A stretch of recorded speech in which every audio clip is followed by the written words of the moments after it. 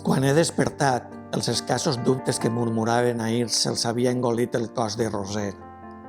És un delit immens dormir nus i abraçats i deixar-me ocupar la ment per l'amor, harmonitzar els moviments, acoblar els cossos.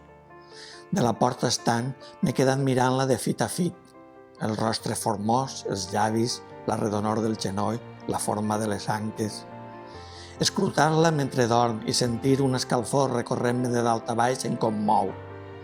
Quin plaer observar-la allí, a casa meua, en aquell llit nostre, amb el moviment quasi imperceptible del seu pit en respirar.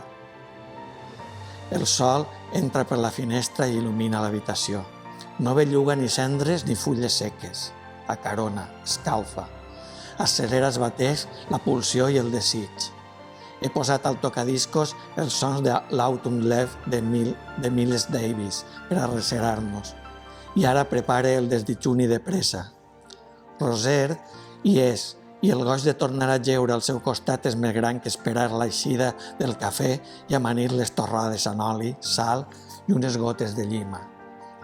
Tinc la sensació d'estar perdent el temps i un estremiment em recorre l'esquena. Estic content, eufòric. Estimar Roser és fàcil.